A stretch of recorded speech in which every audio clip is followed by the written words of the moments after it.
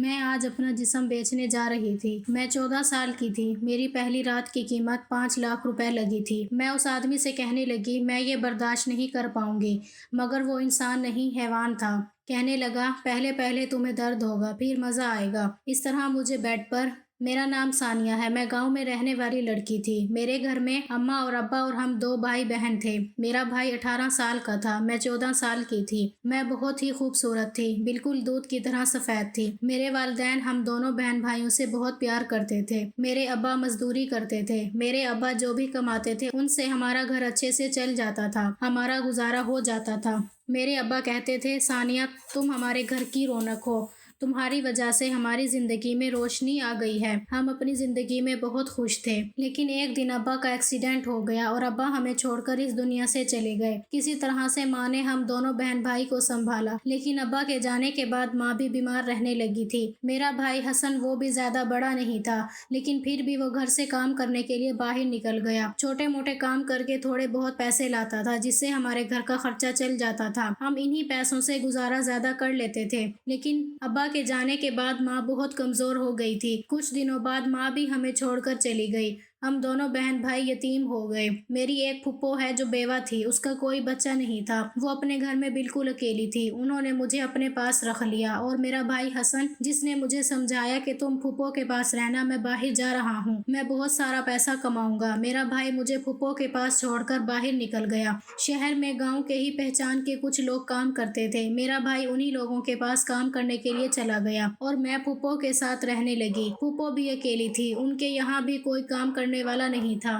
مجھے نہیں پتا تھا کہ پھپھو اپنا گزارا کیسے کرتی تھی، لیکن پھپھو کے پاس رہتے ہوئے مجھے اتنا معلوم ہو گیا تھا کہ پھپھو اپنا گزارا بہت مشکل سے کرتی ہے۔ میرے آنے کے بعد پھپھو اور بھی مشکل میں آ گئی تھی، کھانا بھی مشکل سے ہمیں ملتا تھا۔ یہ بات میں نے نوٹ کی تھی کہ میری پھپھو اکثر بہت زیادہ تیار ہو کر گھر سے باہر نکلتی تھی۔ ان کے پاس پیسے بھی زیادہ نہیں ہوتے تھے، لیکن جب وہ گھر آتی تو ان کے پاس پیسے ہوتے تھے۔ میں پوچھتی تھی کہ پھپھو آپ کیا کام کرتی ہیں، تو وہ کہتی ہاں یہی سمجھ لو کہ چھوٹا موٹا کام کرتی ہوں، اور جو پیسے آتے ہیں اس سے ہمارا گزارا اچھا ہو جاتا ہے۔ میں اتنی چھوٹی تھی کہ کچھ کر بھی نہیں سکتی تھی۔ خیر پھپھو کے ساتھ اچھا وقت گزر رہا تھا۔ اس بیچ میں نے دیکھا کہ پھپھو مجھ سے بہت پیار کرنے لگی تھی، میرا بہت خیال کرنے لگی تھی۔ وہ مجھے بہت ہی اچھی اچھی چیزیں لا کر کھلاتی تھیں۔ وہ کہتی تھیں تم کھاؤ گی تبھی تو بڑی دکھو گی، تمہاری صحت سے تم اور بھی خوبصورت لگنے لگو گی۔ پھر میں نے ان سے کہہ دیا پھپھو مجھے بڑا دکھنے کی کیا ضرورت ہے۔ پھپھو کہتی بس میں تمہیں جو کہہ رہی ہوں وہ کرو، میں چاہتی ہوں تم کھاؤ پیو اور اتنی تندرست ہو جاؤ، بڑی لڑکیوں کی طرح دکھنے لگو، اور ایسا ہی ہوا۔ پھپھو نے مجھے بہت اچھی اچھی چیزیں کھلائیں پلائیں، اور میں 14 سال کی عمر میں ہی 18 سال کی لگنے لگی تھی۔ میری جسم کی بناوٹ بڑی لڑکیوں کی طرح دکھنے لگی تھی۔ مجھے دیکھ کر کوئی بھی یہ نہیں کہہ سکتا تھا کہ میں 14 سال کی لڑکی ہوں۔ میں اتنی تندرست ہو گئی تھی کہ میرے جسم کی بناوٹ ایسے دکھتی تھی جیسے 18 سال کی لڑکی ہو۔ میں خوبصورت تو بہت تھی، لیکن جسم بھرنے کے بعد میں اور بھی زیادہ نکھر گئی تھی اور خوبصورت لگنے لگی تھی۔ مجھے نہیں پتا تھا میری پھپھو ایسا کیوں چاہتی تھی کہ میں بڑی لڑکیوں کی طرح دکھوں۔ ایک دن میں نے پھپھو کو فون پر کسی سے کچھ ویسی باتیں کرتے ہوئے سنا کہ میرے قدموں تلے سے زمین نکل گئی۔ میری پھپھو فون پر کسی کو کہہ رہی تھی کہ پیسے لے کر کب آ رہے ہو، میں پورے کے پورے پیسے لوں گی، نہ کم لوں گی۔ 5 لاکھ میں لڑکی تیار ہے، جلدی سے پیسے لے کر آج شام کو آ جانا۔ پھپھو کو ایسی باتیں کرتے ہوئے میں نے سنا تو میں سمجھ چکی تھی کہ وہ کیا کہہ رہی ہیں۔ پھپھو میرا سودا کر رہی تھی۔ اب میں سمجھی کہ کیوں وہ چاہتی تھی کہ میں بڑی لڑکیوں کی طرح نظر آؤں۔ وہ مجھے بیچنے کی تیاری کر رہی تھی، وہ میرا سودا کر رہی تھی۔ ایسی باتیں سن کر میں نے فیصلہ کر لیا کہ اب جو مرضی ہو جائے مجھے یہاں سے نکلنا ہوگا، اور ایسا ہی ہوا۔ پھپھو اپنے کاموں میں مصروف تھی کہ میں چپکے سے گھر سے نکل گئی اور اسٹیشن کی طرف آ کر بیٹھ گئی۔ مجھے نہیں پتا تھا کہ یہ کہاں جانے والی ہے، بس میں یہی چاہتی تھی کہ میں یہاں سے کسی طرح بھاگ جاؤں۔ جب ایک بار گھر سے میرے قدم نکلے تو پھر اب مجھے خود بھی نہیں پتا تھا میں کہاں جاؤں گی۔ ٹرین چلنے لگی، مجھے نہیں پتا تھا کہ یہ ٹرین کہاں رکے گی۔ تھوڑی دیر کے لیے میری آنکھ لگ گئی تھی۔ جب میری آنکھ کھلی تو میں نے دیکھا کہ ٹرین بھی رکی ہوئی ہے۔ میں ٹرین سے اتر گئی۔ بورڈ پر لکھا ہوا تھا لاہور۔ مجھے بہت بھوک لگ رہی تھی۔ میں نے لوگوں سے کچھ پیسے مانگ کر کھانے کے لیے کچھ خریدا۔ میں ادھر ادھر بھٹکتی رہی، 2 دن تک میں ادھر ادھر بھٹکتی رہی تھی۔ مجھے نہیں پتا تھا کہ میں کہاں جاؤں۔ ایک دن میں اسٹیشن پر سوئی ہوئی تھی کہ ایک نوجوان مرد میرے پاس آیا۔ وہ مجھ سے پوچھنے لگا تمہارا نام کیا ہے، تمہارے ماں باپ کہاں ہیں؟ میں نے کہا میرا نام ثانیہ ہے، میرا اس دنیا میں کوئی نہیں ہے۔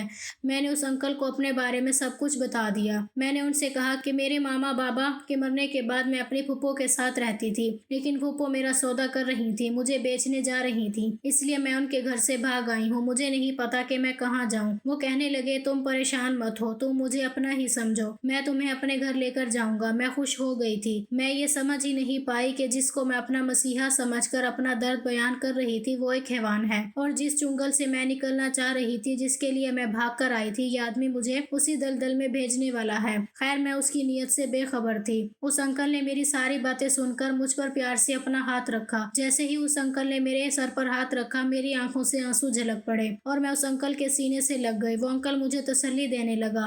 وہ مجھے اپنے ساتھ اپنے گھر لے گیا۔ انکل مجھے اپنے گھر لے جا کر مجھے منہ ہاتھ دھونے کو کہا۔ مجھے پیارا سا سوٹ لے کر دیا اور کہا منہ ہاتھ دھو کر تم اسے پہن لینا۔ میں نے ایسا ہی کیا۔ میں نے وہ خوبصورت سا سوٹ پہن لیا اور اس سوٹ میں بہت زیادہ خوبصورت لگ رہی تھی۔ وہ انکل میرے لیے بہت سے کھانے پینے کی چیزیں لے کر آیا تھا۔ پیٹ بھر کر کھانا کھا کر میں آرام سے سو گئی تھی۔ صبح میری آنکھ کھلی تو میں نے ادھر ادھر نظریں گھما کر دیکھا تو گھر میں سناٹا چھایا ہوا تھا۔ گھڑی پر میں نے ٹائم دیکھا تو صبح کے 10 بج رہے تھے۔ میں پریشان ہو گئی کیونکہ وہ انکل مجھے کہیں بھی نظر نہیں آ رہے تھے۔ میں ڈر گئی۔ تبھی میری نظر دروازے پر پڑی۔ میں نے دیکھا وہاں انکل اور ان کے ساتھ ایک عورت آ رہی تھی۔ انکل اور وہ عورت دونوں گھر کے اندر داخل ہو رہے تھے۔ وہ انکل مجھے دیکھ کر کہنے لگا تم اٹھ گئی ہو؟ میں نے کہا ہاں انکل میں اٹھ گئی ہوں، میں آپ کو ہی ڈھونڈ رہی تھی، آپ کہاں چلے گئے تھے؟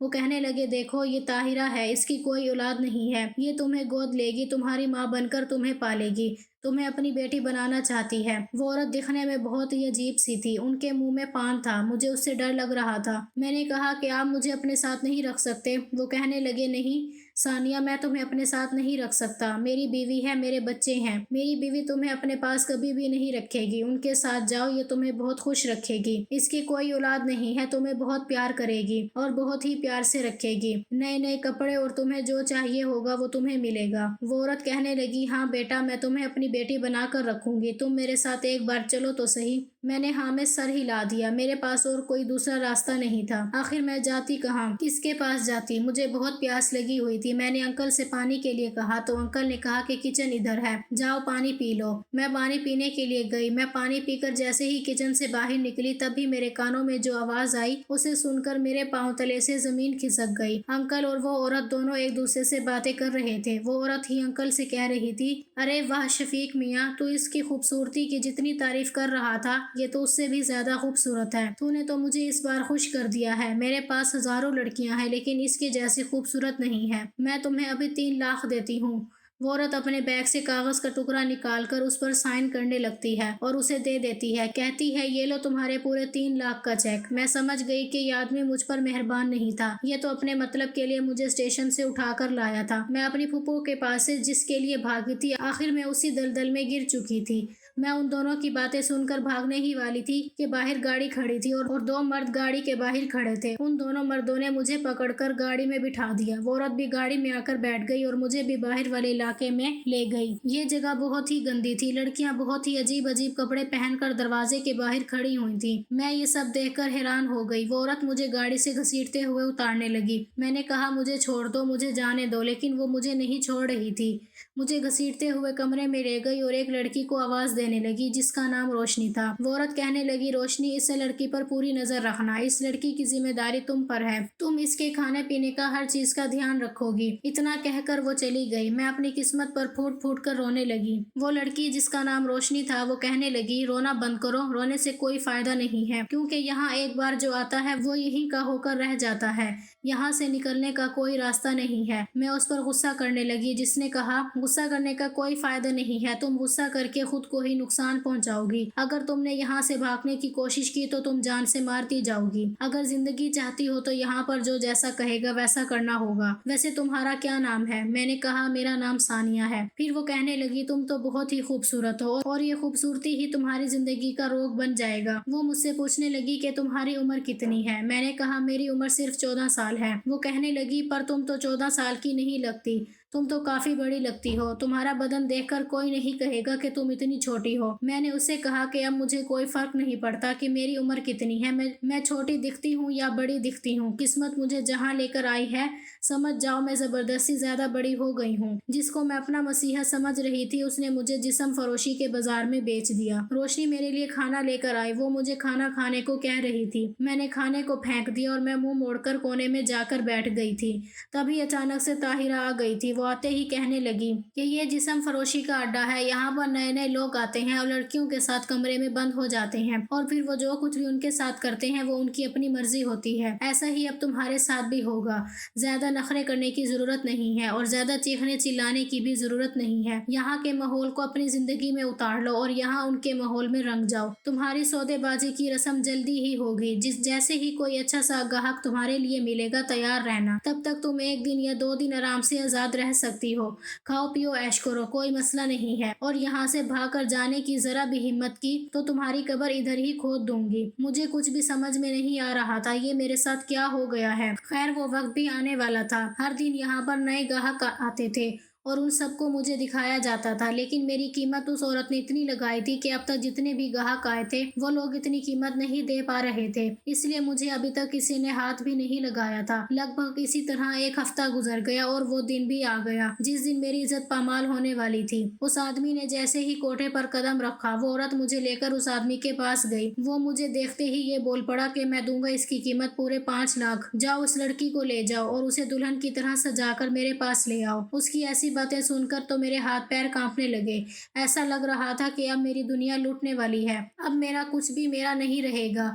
मेरा सब कुछ उजड़ने वाला है। वो 50 साल का नौजवान हट्टा कट्टा मर्द था। मैं अपनी किस्मत को कोस रही थी। मुझे दुल्हन की तरह सजाकर कमरे में बिठा दिया था। मेरे हाथ पैर कांप रहे थे। तभी सामने वो आदमी दिखाई दिया। वो कमरे में आया और उसने दरवाजा बंद कर दिया। मैं बिस्तर पर उठकर खड़ी हो गई। वो कहने लगा तुम उठकर खड़ी क्यों हो गई? बैठी रहो, तुम इतना डर क्यों रही हो? मैंने कहा साहब आप मेरे करीब मत आना। वो कहने लगा अच्छा तो मैंने तुम्हारी इतनी कीमत अदा की है उसका क्या? तुम्हें पता है मैंने वो रकम क्यों दी है? तुम्हारे साथ 1 रात गुजारने के लिए। मैंने कहा साहब मेरे साथ ऐसा कुछ मत करना, मैं ये सब बर्दाश्त नहीं कर पाऊंगी, मुझसे ये सब नहीं होगा। वो कहने लगा सब कुछ हो जाएगा, तुम कोशिश तो करना। तुम तो बच्चों की तरह डर रही हो। अगर तुम्हें ये सब करना ही नहीं था तो फिर इस जगह पर आए ही क्यों हो? मैंने कहा साहब मैं यहाँ पर अपनी मर्जी से नहीं आई हूँ, मुझे यहाँ पर जबरदस्ती लाया गया है। वो कहने लगा तुम्हें यहाँ पर कौन लाया है? मैंने कहा साहब मैं बहुत ही छोटे से गाँव में रहती थी। मेरे अम्मा अब्बा के मरने के बाद मेरी फूफो ने मुझे अपने पास रखा। उन्होंने मुझे बेचने की कोशिश की तो मैं उनके पास से भागकर इस शहर में आ गई, लेकिन किस्मत की मारी मेरी किस्मत में जिस्म के फरोशी के बाजार में आना लिखा हुआ था। इसलिए मैं ये ना चाहते हुए भी जिस्म फरोशी के बाजार में पहुंच गई। मेरी उम्र महज 14 साल है। साहब मैं इस काबिल नहीं कि इन सबको बर्दाश्त कर सकूं, मुझ पर रहम करो। मैं उस आदमी के पैरों में गिर गई और गिड़गिड़ाने लगी। मुझे ये उम्मीद थी शायद वो मुझे छोड़ देगा, लेकिन वो तो ये जानकर खुश हो गया कि मैं कम उम्र लड़की हूँ। वो कहने लगा फिर तो तुम्हारे साथ और भी मजा आएगा। देखने में तो तुम बहुत ही खूबसूरत लगती हो, तुम इतनी छोटी हो। वैसे भी मुझे 14 साल की लड़कियां बहुत पसंद आती हैं। देखो तुम ज्यादा परेशान मत हो, बस पहले में तकलीफ होगी लेकिन फिर बहुत मजा आएगा। मैंने उनके सामने हाथ जोड़े, उसके पैर पकड़े, लेकिन उसने मुझे उठाकर बेड पर लिटा दिया। मैं चीख रही थी, चिल्ला रही थी, लेकिन मेरी चीखों पुकार सुनने वाला कोई नहीं था। उसने भी मुझ पर रहम नहीं खाया जिसने पूरी रात मुझे नोचा। मेरा बिस्तर खून से लथपथ हो चुका था। सुबह मेरी ऐसी हालत थी कि मैं बिस्तर से उठने के भी काबिल नहीं थी। वो इंसान नहीं हैवान था जिसने अपना काम किया और चलता बना। मैं इतनी कमजोर हो गई क्योंकि मुझे चलने के लिए भी किसी की जरूरत पड़ गई। ताहिरा ने रोशनी को कह दिया कि इसको नहला धुलाकर इसको 2 दिन तक आराम करने के लिए छोड़ दो। मुझे कुछ दिनों के लिए आराम करने के लिए छोड़ दिया गया, लेकिन मैं जैसे ही ठीक हो गई फिर से मुझे इस धंधे पर बिठा दिया गया। फिर से मेरे पास ग्राहक आने लगे। हर कोई मेरे साथ अपनी रात गुजारना चाहता था। अब तो मुझे इन सब की आदत हो चुकी थी, इन सबको सहने की, इन सबको बर्दाश्त करने की। आहिस्ता आहिस्ता वक्त इसी तरह गुजरता गया और 5 साल गुजर गए। इन 5 सालों में मैंने बहुत कुछ किया था। कहीं ना कहीं मुझे उम्मीद होती कि शायद कोई मुझे यहाँ से निकाल कर ले जाए। इन 5 सालों में ऐसा कोई नहीं था जो मुझे यहाँ से निकाल कर ले जाता। खैर अब मैं 19 साल की हो चुकी थी। रोशनी जो मेरी बहुत अच्छी दोस्त बन चुकी थी, मैं पूरी तरह से बदल चुकी थी। लेकिन ये बात है उन 5 सालों में मैंने यहाँ अपनी एक अलग ही जगह बना ली थी। सब मुझे बहुत प्यार करते थे। एक दिन रोशनी मेरे पास घुंघरू لے کر آئی۔ وہ کہنے لگی چلو ثانیہ ناچتے ہیں، یہ لو گھنگرو پہن لو۔ میں روشنی کو کہنے لگی کہ مجھے ناچنا نہیں آتا روشنی، لیکن وہ بہت ضد کرنے لگی۔ وہ کہنے لگی تم میرے ساتھ چلو تو صحیح، وہاں بہت ساری لڑکیاں ہیں جو ناچتی ہیں اور بہت بڑے بڑے لوگ آتے ہیں اور پیسے لٹاتے ہیں۔ میں نے کہا چلو ٹھیک ہے۔ اس کی بات مان کر اس محفل میں اس کے ساتھ چلی گئی۔ میں نے اپنے پاؤں میں گھنگرو باندھ لیے۔ ساری لڑکیاں وہاں ناچ رہی تھیں۔ روشنی بھی میرا ہاتھ پکڑ کر اب لڑکیوں کے بیچ لے گئی۔ وہاں جاتے ہی نہ جانے مجھے کیا ہو گیا تھا، مجھے سمجھ ہی نہیں آیا تھا۔ سبھی لڑکیاں جو ناچ رہی تھی، گھنگرو کی آواز میرے کانوں میں گونجنے لگی۔ اس آواز سے نہ جانے مجھے کیا ہو گیا، میرے پیر اپنے آپ اٹھنے لگے، ان گھنگروں کے ساتھ تال میں تال ملانے لگی اور میں ناچنے لگی۔ پتہ نہیں مجھے کیا ہو گیا تھا، میرے ساتھ جو بھی ہوا تھا وہ سب میری آنکھوں کے سامنے آ گیا تھا۔ ان کی آواز میں گم ہو گئی تھی اور میں اپنے دھن میں ناچنے لگی تھی۔ میرے پیر رکنے کا نام ہی نہیں لے رہے تھے۔ رات کو جس آدمی نے مجھے بے حال کر دیا تھا اور میں چیخ رہی تھی، چلا رہی تھی، میری آنکھوں کے سامنے وہ رات گھوم رہی تھی۔ میں ناچنے میں اتنی مگن تھی کہ میرے پیروں میں بندھے گھنگرو سارے ٹوٹ کر زمین پر بکھر چکے تھے۔ مجھے چکر آنے لگے تھے، میں زمین پر دھڑام سے گر پڑی۔ وہاں پر پورا سناٹا چھا گیا۔ تب ہی ایک لڑکے نے اپنا ہاتھ آگے بڑھایا اور میرا ہاتھ تھام کر مجھے اٹھایا اور کہا تم ٹھیک تو ہو؟ میں نے کہا جی صاحب میں ٹھیک ہوں۔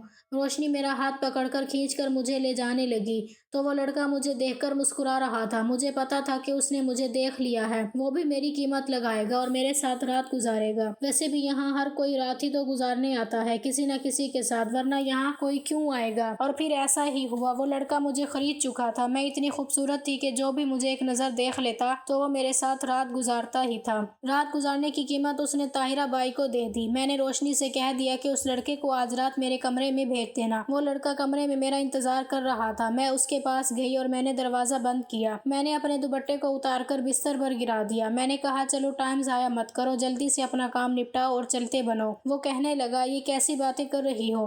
میں نے کہا کیسی باتیں کر رہی ہوں؟ تم نے میری قیمت دی ہے تو کیا میری بکواس سننے کے لیے قیمت دی ہے؟ تم جو کرنے آئے ہو وہ کرو اور چلتے بنو۔ وہ کہنے لگا بہت غصے میں لگتی ہو، ہمیشہ ایسے ہی رہتی ہو یا پھر میرے ساتھ ایسا کر رہی ہو؟ میں نے کہا بس اب تمہیں جاننے کی ضرورت نہیں ہے۔ کیوں جاننے کی ضرورت نہیں ہے؟ وہی تو جاننے کے لیے آیا ہوں۔ میں نے کہا کیا بکواس کر رہے ہو تم؟ کیا جاننے کے لیے آئے ہو؟ زیادہ جاننے کی کوشش مت کرو۔ کہنے لگا تمہیں کیا لگتا ہے کہ میں تمہارے پاس کیوں آیا ہوں؟ میں نے کہا وہی جو کرنے کے لیے تم نے قیمت دی ہے، میرے جسم کو خرید کر اب تم پیسہ ضائع تو نہیں کرو گے؟ ظاہر سی بات ہے۔ وہ ہنسنے لگا اور کہنے لگا تم آرام سے بیٹھو۔ اس نے دوپٹہ اٹھایا اور میرے سر پر ڈال دیا۔ وہ کہنے لگا میں تو بس تمہارے ساتھ وقت بتانے کے لیے آیا ہوں، کچھ کرنے کے لیے نہیں۔ تمہاری آنکھوں میں درد دیکھا ہے، تمہیں دیکھتے ہی میرے دل نے کہا کہ تمہیں قریب سے جانو۔ میں زور زور سے ہنسنے لگی۔ میں نے کہا اچھا تو لوگ یہاں پر دل کی بات بھی سنتے ہیں؟ وہ کہنے لگا ہاں کیوں نہیں۔ وہ مجھ سے پوچھنے لگا اچھا بتاؤ تم یہاں پر زبردستی آئی ہو یا پھر اپنی مرضی سے یہ کام کر رہی ہو؟ میں نے کہا یہاں پر ہر لڑکی اپنی مرضی سے کام نہیں کرتی، ہر کسی کی اپنی مجبوری ہے۔ کوئی اپنا پیٹ بھرنے کے لیے یہاں پر کام کر رہا ہے، کوئی مجبوری میں کام کر رہا ہے، کوئی زبردستی کام کر رہا ہے اور کوئی خوشی سے کر رہا ہے، اور اس میں ان سب کی اپنی مرضی ہے۔ وہ کہنے لگا میں نے سب کے بارے میں نہیں پوچھا، میں صرف تمہارے بارے میں جاننا چاہتا ہوں۔ میں نے کہا اچھا تم میرے بارے میں جاننا چاہتے ہو تو سنو، میں یہاں اپنی مرضی سے نہیں آئی ہوں، میری قسمت مجھے یہاں گھسیٹ کر لائی ہے۔ میں نے اپنی پوری کہانی اس لڑکے کو بتائی۔ وہ میرے ساتھ رات بھر ایک کمرے میں ہی رہا، صبح ہوتے ہی وہ چلا گیا۔ میں بھی حیران تھی کہ جب یہ سب کچھ کرنا ہی نہیں تھا تو وہ میرے پاس آیا ہی کیوں؟ خیر دن اسی طرح گزر رہے تھے، میں بھی اس کی ان حرکتوں سے بے چین ہو گئی تھی۔ وہ لڑکا آخر میرے بارے میں جان کر کہاں غائب ہو گیا تھا اور اس نے مجھے ہاتھ کیوں نہیں لگایا؟ میں اتنی خوبصورت تھی کہ کوئی میری خوبصورتی کو دیکھ کر ایسا ہو ہی نہیں سکتا تھا کہ میرے ساتھ کچھ نہ کرے۔ وہ اپنی قیمت وصول کر کے جاتا تھا، لیکن اس نے مجھے ہاتھ تک نہیں لگایا۔ ایسا کیوں؟ میں اس کے بارے میں ہی سوچتی جا رہی تھی۔ پھر مجھے پتا چلا کہ اس لڑکے نے آج پھر مجھے خریدا ہے۔ میں نے سوچا آج میں یہ سب پوچھ کر رہوں گی کہ وہ ایسا کیوں کر رہا ہے۔ تبھی میں کمرے میں بیٹھے ہی اس کا انتظار کر رہی تھی۔ وہ کمرے میں آیا اور اس نے دروازہ بند کر دیا اور دھیرے دھیرے میرے قریب آنے لگا۔ میں نے کہا اچھا تو اس دن کچھ کرنے کا من نہیں تھا، آج پورا من بنا کر آئے ہو؟ وہ کہنے لگا ہاں آج من کر رہا ہے۔ دھیرے دھیرے وہ میرے بہت قریب آ چکا تھا، اس کی گرم گرم سانسیں میرے کانوں کے پاس آ رہی تھیں۔ وہ کہنے لگا کیا میں تمہاری گود میں سو سکتا ہوں؟ میں نے کہا ہاں کیوں نہیں، سو سکتے ہو۔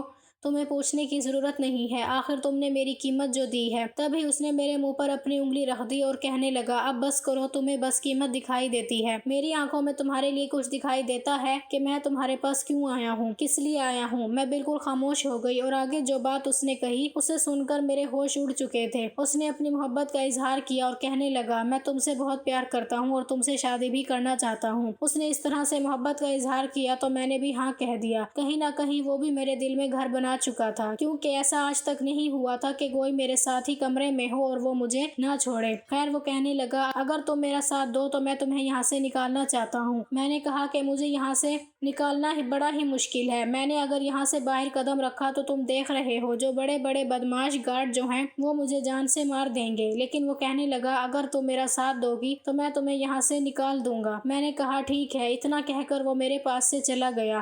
یہ رات گزر گئی لیکن اس کی کوئی خبر نہیں تھی۔ تبھی اچانک میں اپنے کمرے میں بیٹھی ہوئی تھی کہ چاروں طرف شور آنے لگا۔ میں نے باہر نکل کر دیکھا تو زیادہ تر پولیس کی بھیڑ جمع ہوئی تھی۔ میں گھبرا گئی تھی، پر ان پولیس والوں کے ساتھ میں نے اس لڑکے کو دیکھا جس کا نام روحان تھا۔ اس نے مجھے اشارے سے بتا دیا کہ ان پولیس والوں کو وہ لے کر آیا ہے۔ وہ میرے پاس آیا اور کہنے لگا، ان پولیس والوں کو میں لے کر آیا ہوں۔ میں نے کہا، روحان تم نے ایسا کیوں کیا؟ تمہیں ایسا نہیں کرنا چاہیے تھا۔ تم تو کہہ رہے تھے کہ مجھے یہاں سے نکال کر لے جاؤ گے، لیکن تم نے تو یہاں سارا معاملہ خراب کر دیا۔ پولیس والے سب کو گرفتار کر لیں گے۔ وہ کہنے لگے، ثانیہ تم پریشان مت ہو، میں نے ان پولیس والوں کو بتا دیا ہے کہ یہاں بہت سی لڑکیاں ہیں جو زبردستی اس کام کو کر رہی ہیں۔ انہوں نے کہا ہے کہ اگر ایسا ہے تو ان ساری لڑکیوں کو آزاد کرنے کی ذمہ داری میری ہے۔ اگر پولیس والے تم سے پوچھے تو تم ساری حقیقت ان پولیس والوں کے سامنے بتا دینا۔ میں نے کہا ٹھیک ہے روحان۔ میرا ہاتھ پکڑ کر ان پولیس والوں کے سامنے لے کر گیا۔ پولیس والے کہنے لگے، یہی وہ لڑکی ہے جسے تم اپنے ساتھ لے کر جانا چاہتے ہو؟ روحان کہنے لگا، اس کا نام ثانیہ ہے، مجھ سے جو پوچھنا چاہتے ہیں پوچھ سکتے ہیں۔ پولیس والے نے روحان کو کہا کہ تم اسے اس جگہ سے نکال کر کہیں دوسری جگہ بیچ تو نہیں دو گے؟ تم مجھ سے شادی کرو گے نا؟ روحان کہنے لگا، ایسا نہیں ہے، میں تم سے بہت پیار کرتا ہوں اور تم سے شادی بھی کرنا چاہتا ہوں۔ پولیس والوں نے جب مجھ سے پوچھا تو میں نے بھی اپنی ساری کہانی پولیس والوں کو بتا دی۔ میں نے کہا کہ میں بھی اس سے شادی کرنے کے لیے تیار ہوں۔ اس نے سب کے سامنے مجھ سے نکاح کر لیا۔ میں بہت خوش تھی۔ وہاں پر کافی ایسی لڑکیاں تھیں جو اپنی مرضی سے کام کر رہی تھیں، اپنی خوشی سے کام کر رہی تھیں، اور کافی ایسی لڑکیاں تھیں جو یہاں پر مجبوری اور دھوکے سے آئی تھیں۔ ان ساری لڑکیوں سے پوچھ تاچھ کر کے ان کے پتے پر چھوڑ دیا گیا۔ وہ چاہتی تو یہاں پر رہ سکتی تھی اور جانا چاہتی تو یہاں سے آزاد ہو کر جا سکتی تھی۔ خیر، روحان نے میرا ہاتھ تھام لیا۔ میں روحان کے ساتھ اس بدنام گلی کو ہمیشہ ہمیشہ کے لیے چھوڑ آئی۔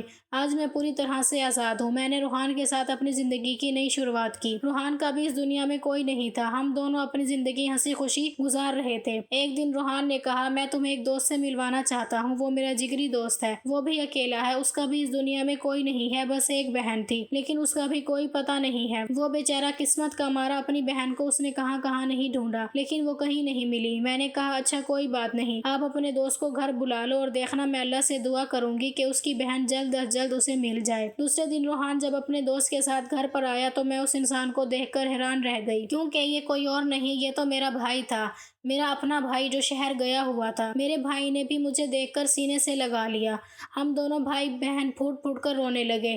اس نے مجھے کہا کہ میں نے تمہیں کہاں کہاں نہیں ڈھونڈا، میں نے پھپھو سے کتنی لڑائیاں کی، لیکن اس نے تمہارے بارے میں کچھ بھی نہیں بتایا، تم کہاں تھی، کس حال میں تھی۔ میں نے اپنے بھائی کو سب کچھ بتا دیا۔ میرا بھائی اپنے آپ کو کوسنے لگا۔ وہ کہنے لگا، مجھے تمہیں چھوڑ کر جانا ہی نہیں چاہیے تھا، لیکن میں نے کہا، بھائی جو ہو گیا اسے بھول جاؤ، اب روحان میری دنیا ہے، میں روحان کے ساتھ بہت خوش ہوں۔ بھائی نے میرے سر پر ہاتھ رکھا اور روحان کو بھی گلے سے لگا لیا۔ روحان اور ہماری شادی کو 1 سال گزر گیا۔ میرا بہت ہی پیارا بیٹا ہوا جس کا نام میں نے احمد رکھا۔ میں روحان احمد کے ساتھ بہت خوش ہوں اور ایک بھرپور فیملی اور خوشگوار ازدواج زندگی گزار رہی ہوں۔ خواہش صرف اتنی ہے کہ کچھ الفاظ لکھوں جس سے کوئی گمراہی کے راستے پر جاتے جاتے رک جائے، اور نہ بھی رکے تو سوچ میں ضرور پڑ جائے۔